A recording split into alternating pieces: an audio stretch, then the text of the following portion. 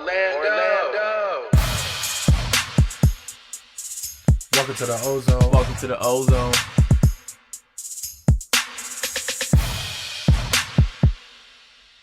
Welcome to the OZone. Welcome to the OZone.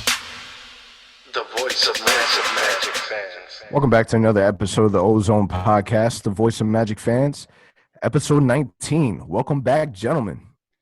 What's going on, people? So for this episode, we are practicing our social distance. So there's only three of us today, and we are recording virtually. For this podcast, we have Al. What's going on? Justin. Yeah. And myself, Anthony. So obviously they shut down the league. There is absolutely no basketball. There's no sports in general. There's nothing. What are you guys doing at home with no sports? I'm watching a ton of Netflix, man. Like, I don't know what else to watch. I'm rewatching shows that I've watched a million times, and trying to get back into playing video games. I haven't played video games in a year. Maybe a year or so, and I'm finally playing 2K again. I'm finally playing MLB The Show that just came out this week. But that's about it. Watching TV and playing video games, which is weird. PlayStation or Xbox? PlayStation, you know that I am. Yeah, for me, I mean, I work. I still got to work. So that takes up most of the day. But then I don't know. I kind of de-stress by knocking some people out in UFC 3. I'm playing a little bit of Madden. But yeah, video games is definitely the way to go. I know I probably should be reading a book, but video games are a little more entertaining. Yeah, it's crazy. I was at this is before they brought down the amount of people that should be gathered out. I think it was at 50. So we were out to a sports bar, and you believe they had cartoons on the TV in a sports bar? Cartoons. Legit cartoons. It funny. was insane. I've never seen anything like that before. Literally nothing. Not reruns, not anything whatsoever. So the times have been strange. Just like you, Justin, I'm still working my full-time job. So, watching a little Netflix here and there, some Hulu. There's a lot of good movies. I just saw Spencer Confidential the other day on Netflix. Oh, is that good? Yeah, it was real good. I was really surprised by it. Mark Wahlberg does a crazy job, entertaining. So if you haven't seen it, definitely go watch it because it's definitely worth it.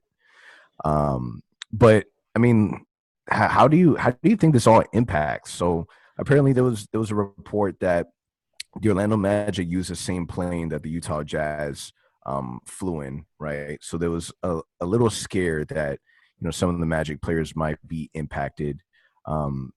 It was confirmed by Alex Martins that they were all tested and everyone's fine, right?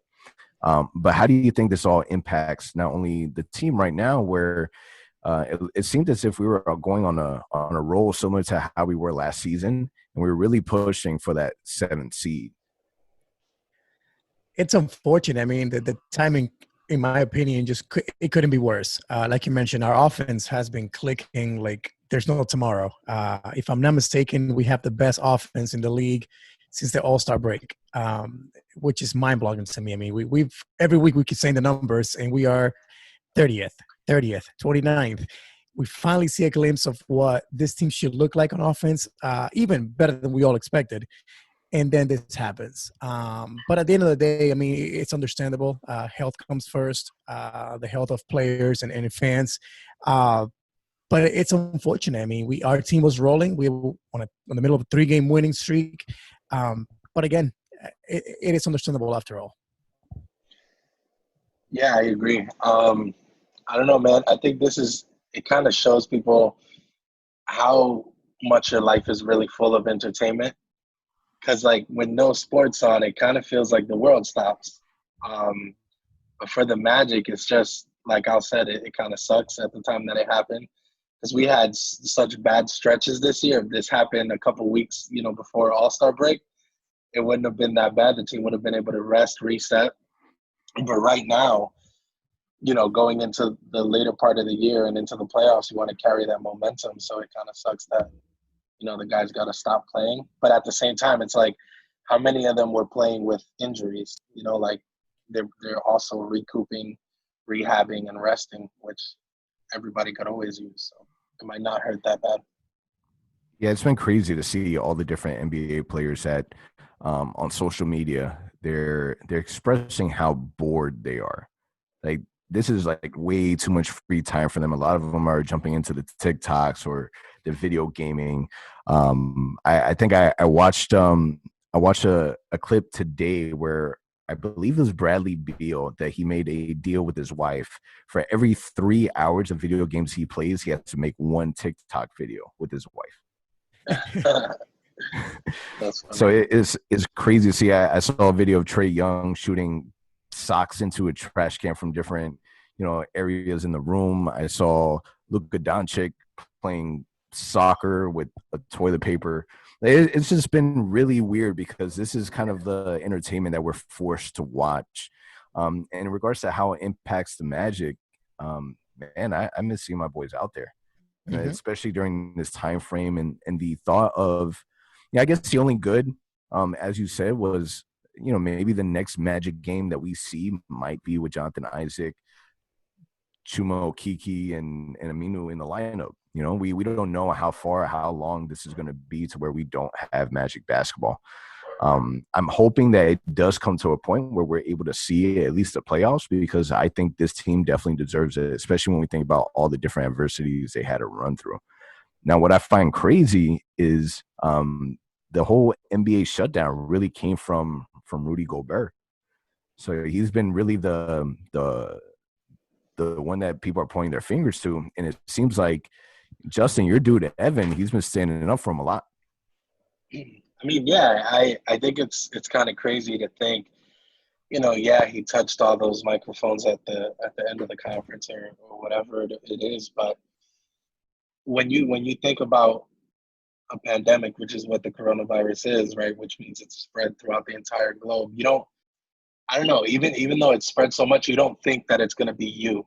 You know what I mean? You don't think that you're going to be the one that is going to be contaminated. And then, like, they're young guys, they mess around in the locker room, they talk, you know how you act with friends.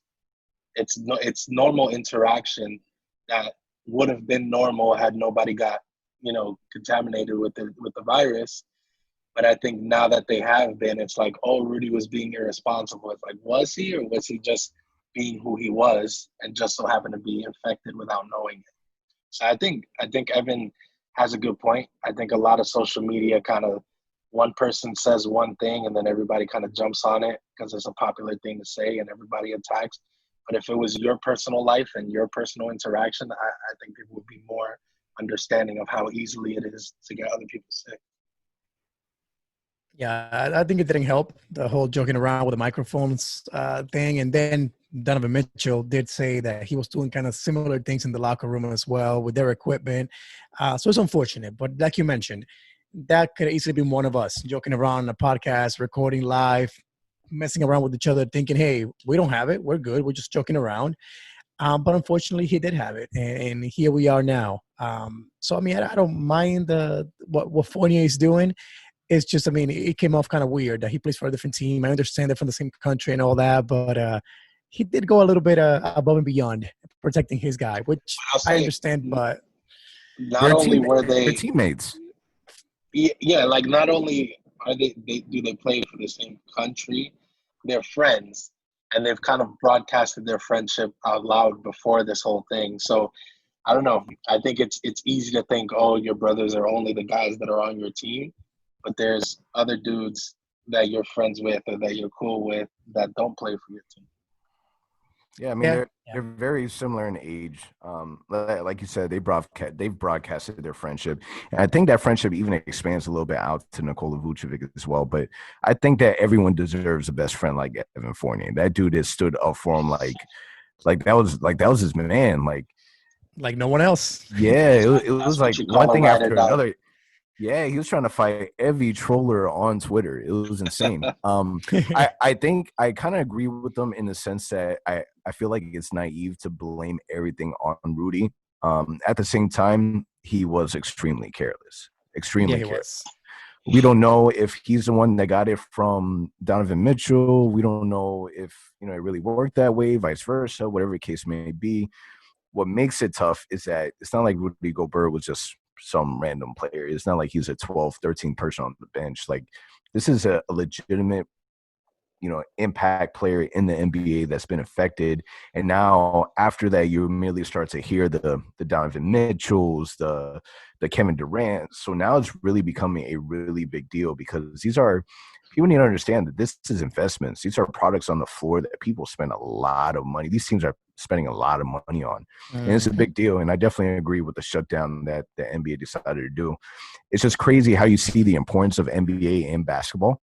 Because the minute that the NBA shut it down, it's like everyone's kind of like, should we be doing the same thing? If NBA is doing it, why aren't we doing it? Now it's making us look bad. So it's crazy how the turnout's been.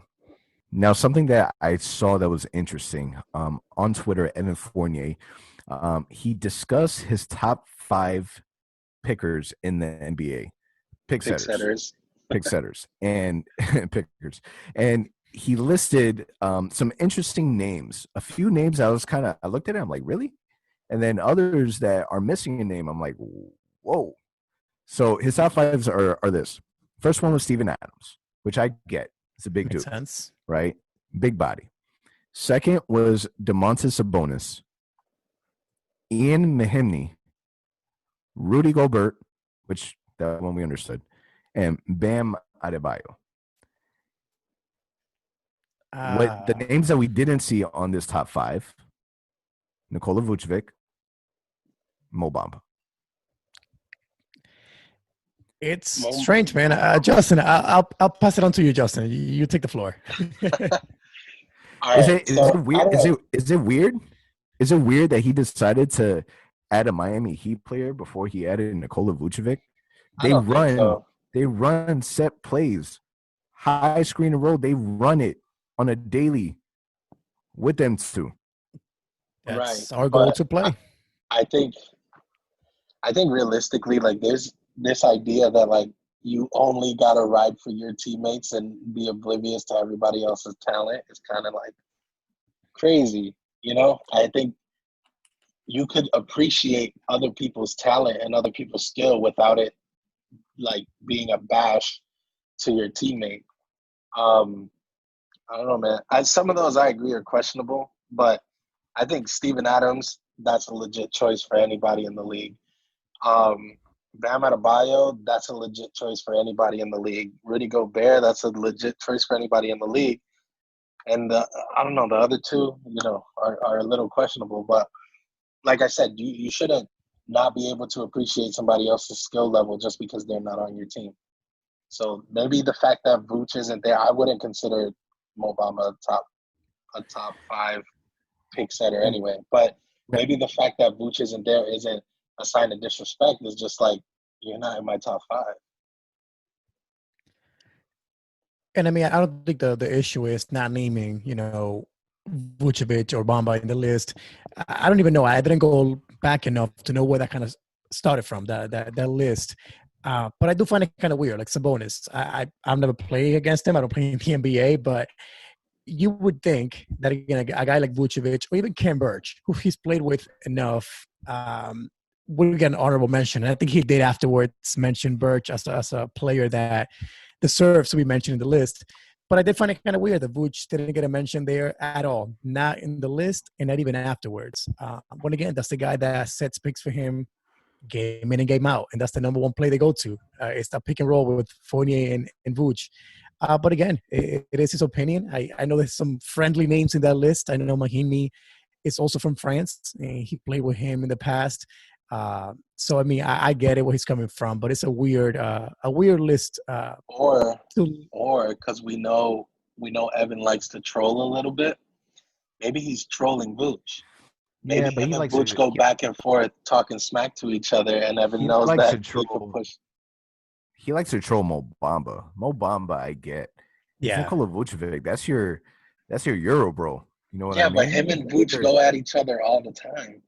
Yeah, but you're talking about your top 5 pick setters, and maybe we're just looking too much into it because there's literally nothing else.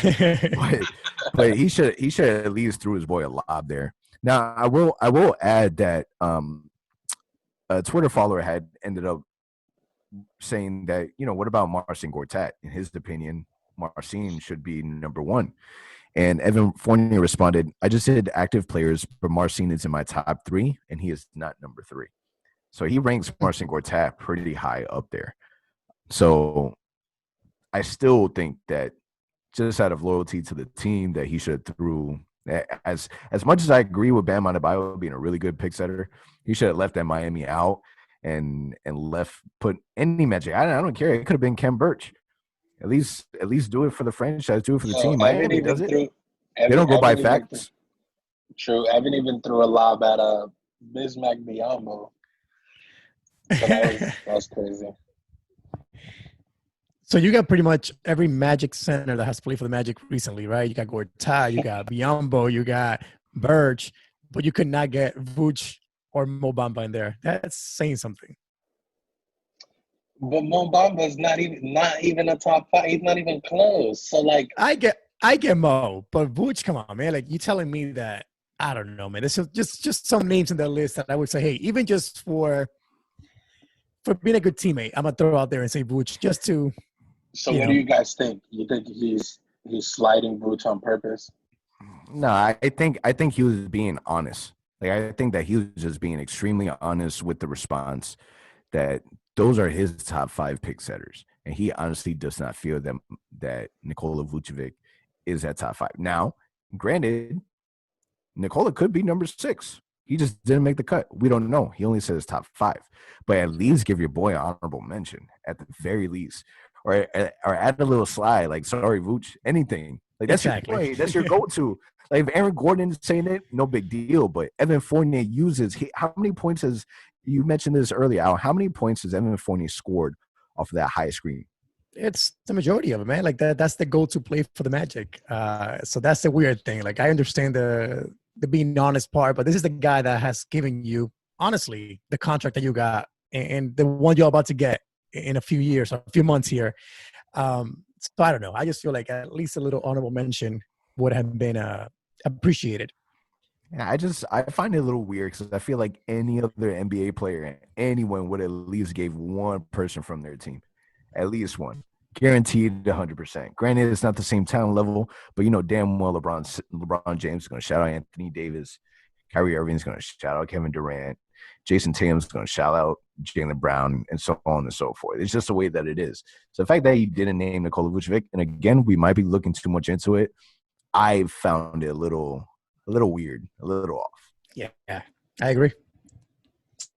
Now, as we know that the NBA season is done, right? For right now, for the foreseeable future. We don't know exactly what's going to end up happening. There has been talks that the NBA might just come back for the playoffs. If that were the case, that would mean that the Magic right now would go into the playoff as an 8 seed facing the Milwaukee Bucks in the first round. So, tough question. How do you see that going? Do the Magic win one game? Game, yeah. The Magic win one game. I think, like Cliff says, everyone talks about, if the Magic play well, they're good enough to beat any team in the NBA. I genuinely believe that. I think that when the Magic are on, and the fact that since All-Star break they're number 1 in offense proves that. They're like, I don't know, they're just volatile, right? Like sometimes they're just amazing and you watch them and you're like, who the hell is this team? And then other times you're like, oh my God, this is the Magic I've known for way too long. So I don't know. I think that there could be a situation where the Magic can pull a win off of the Bucks, but it doesn't really matter. And that's a moral victory. And I thought we weren't doing those anymore, right? So it doesn't matter. The Bucks will still win the series, but do I think the Magic are capable of making it a series? I do. I just feel like the Bucks are one of those teams that we just don't match up well at all. And that goes back to last year when also Giannis missed the game and we also got spanked in that game. The way they play, we just, for whatever reason, cannot guard their offense. And for that reason, I think we would get swept. At this moment, we would. If you were to add Isaac in the lineup, maybe there's some hope there. But without Isaac, and again, Aminu not being there, so that added length that we're missing would be really, really costly against the Milwaukee Bucks. Now, I ask you guys quickly here, would we end at the 8th seed, or would the NBA give us a little bone here? Because we beat the Nets twice. We've played one more game they've played. So technically, would the NBA look at that and say, hey, they have a game over you, they're beating you twice, we're giving them the tiebreaker, they'll be the 7th seed? Man, Nah. nobody cares about Yeah. us, bro. Yeah, no. Nobody cares about that. Ain't nobody giving us a bone. And that is true. That for a second I forgot what their Magic. Sorry. So we played the Bucks 3 times this season, and we're 0-3 so far. So the scores, they haven't been close, but they haven't been. It's not like we're getting waxed by them. So the first game that we played, we lost 110-101. Second game, 111-100, and then the third one, 111-95. So it's one of those things where in the playoffs, it's all about adjustments. But now you're talking about a healthy Giannis, a healthy Bledsoe, a healthy Brook Lopez, just a healthy roster on both sides. I honestly don't think that we have a legitimate chance without Jonathan Isaac, because how do we match up to the link that they have if we're not even full roster on the link that we have on our squad? Yeah, and that's exactly what I meant. Like, if we had Isaac out there, I would like the tandem of Isaac and Gordon playing D against Giannis a little bit. You can force them maybe playing 3-2 defense. I don't even know, but forcing them to play inside rather than shooting the 3 ball. But our length is not there right now. So if things change and Isaac does come back for the playoffs and we had Amino back, maybe I like our chances better. But without those guys, we're not competitive enough. We're not playing well enough defensively. Just like, again, Justin, you mentioned we're number 1 on offense. We are last in defense, or 29th in defense, since the All-Star break. So we fixed our offense, but our defense went backwards completely. And against Milwaukee, you got to play defense. That team is too good to give them a poor effort on the defensive end. I agree. It's kind of difficult to gauge because, again, being number 1 in offense since All-Star break, being bottom 2, bottom 3 since All-Star break on defense, it's like we can literally change at all times. If we were top 15 in both or top 20 in both, we'd probably be toward the upper part of the conference.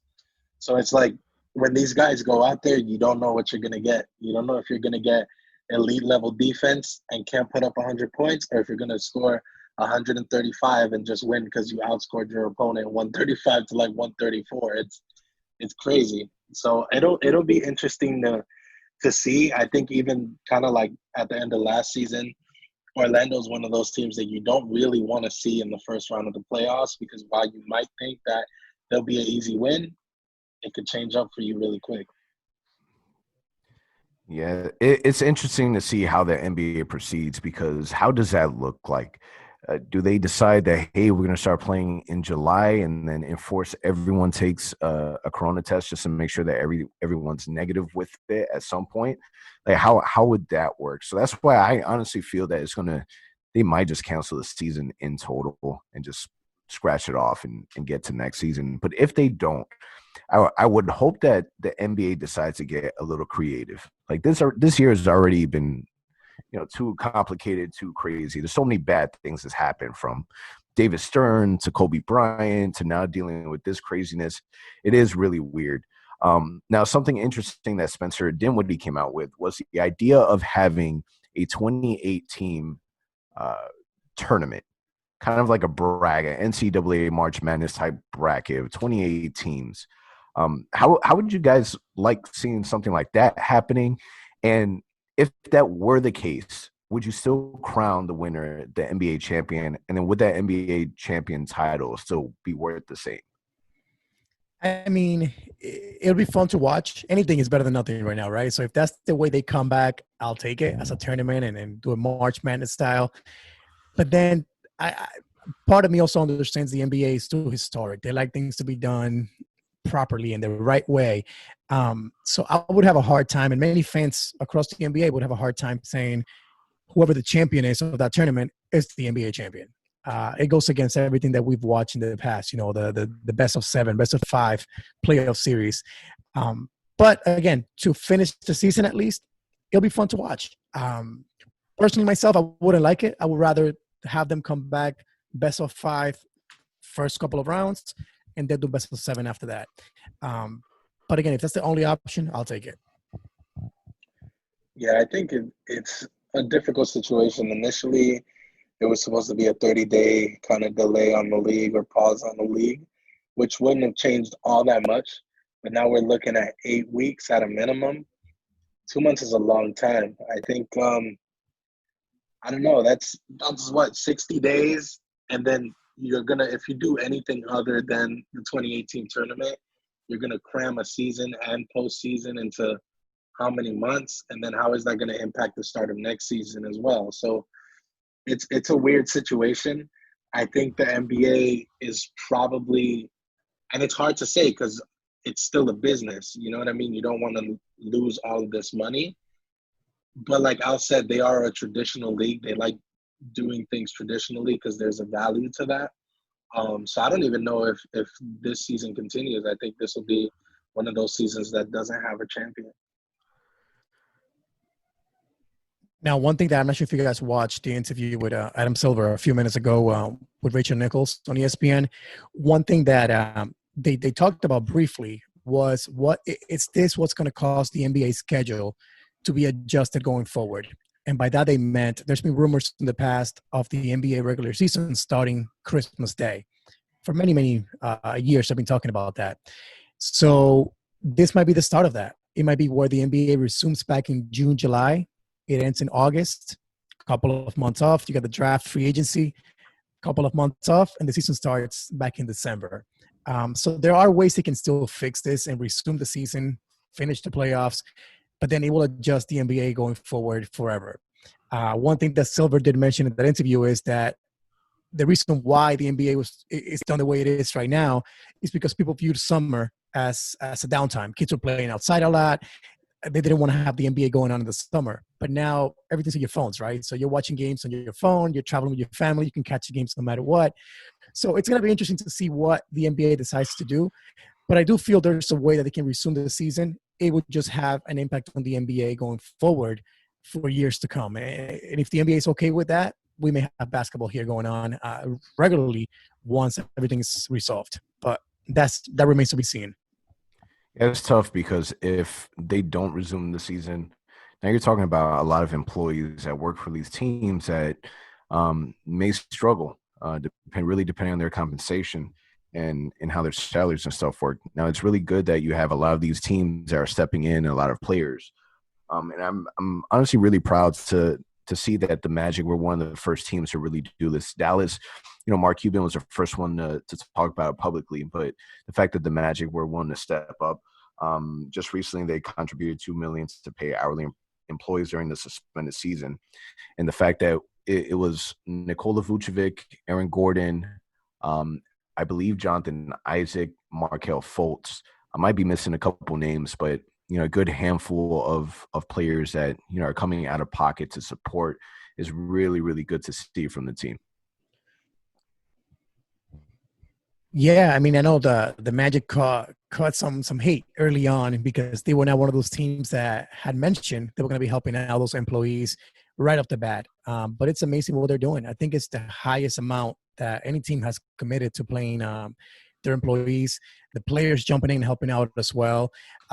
Really proud of the organization for doing that because, like you mentioned, Ant, thankfully all of us in this podcast have a job. We're safe for the time being, at least, what's going on. But these guys rely on these game nights. They rely on the concession stand sales, the parking garage, all these things. The players playing games and setting up the locker room for them. All these little things that we don't think about goes into someone's pocket at the end of the day. So with the NBA being stopped right now, it's really good to see the NBA and the Orlando Magic in particular helping out and stepping up and helping out those families.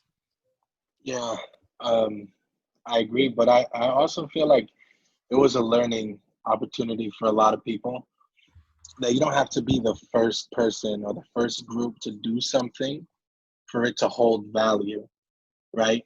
there was so much criticism about, oh, all these teams, all these players are doing this, the Magic aren't doing anything. And it's like, give it time. This whole thing moved so fast that it kind of, people expected everybody to just 100% know what to do. People are figuring it out.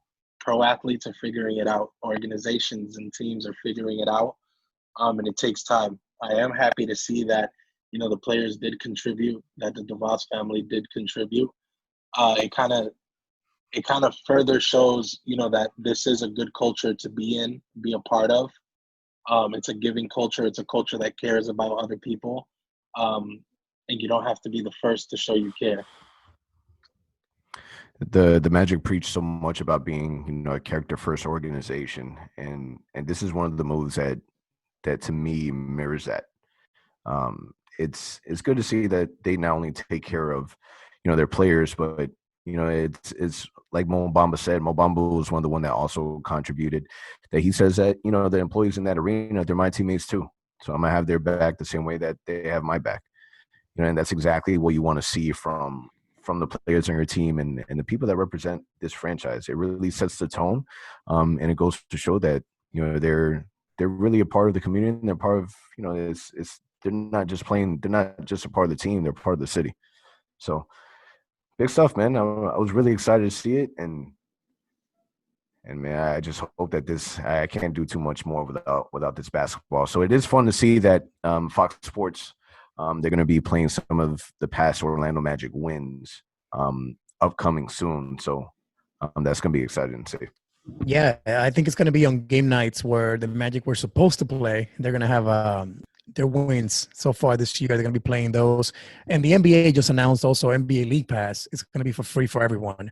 So those that want to go back and watch games for whoever team, the Lakers, the Magic, whoever team they like. And also, I heard about classic games being in there. I'm not sure what that means. But again, those of us that have free time in our hands right now want to go back and play and watch some games. It's free. Yeah, so crazy start to the 2020 year. Hopefully everyone is doing all the right things and protecting and staying safe. Closing remarks. Let's close this up. Man, I just miss basketball, man. I miss it. I'm hoping that there is, number one, for the not only the basketball aspect of things, but I really hope that there is an end to this virus situation and we go back to our normal lives soon. But obviously, this is a basketball podcast. I'm going to focus on that. I just can't wait to watch our team back in action. I would love to see the season finish out and see us in the playoffs. And hopefully, us fans can make it to those games because I've been saying it all year. I can't wait to go back to Amway and live that playoff atmosphere again. It would be unfortunate if we get to watch our team in the playoffs, but no fans in the arena. So that's my closing remark, man. I hope we can watch that happen and be there live. Yeah, there's no way you can have playoffs without fans, right? I think playoff atmosphere is all about the fans. So that'll be interesting to see. My closing remarks are for anyone who has had the virus, or knows anyone who has or lives with anyone who has. I'm just, wishing you strength and the ability to fight it and get healthy again.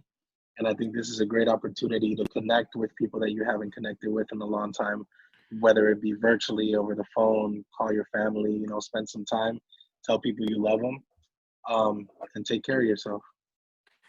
You don't know what you have until it's gone. And I desperately feel that way about basketball and sports in general. Social distancing is really a big deal, and it's something that can really help your neighbor, your family, your kids, your friends and whatnot. So it's something that you should be practicing. Let's make sure that we all keep that top of mind, do the best practices, wash your hands. 20 seconds is a rule of thumb, and let's get back to watching basketball as soon as possible. Warm water. Warm water. Yeah, absolutely. All right. But I appreciate everyone listening. We haven't done a podcast in a couple of weeks, just trying to get back into the rhythm of dealing with the coronavirus. But thanks for tuning in. Appreciate y'all. That's it. Peace. Peace.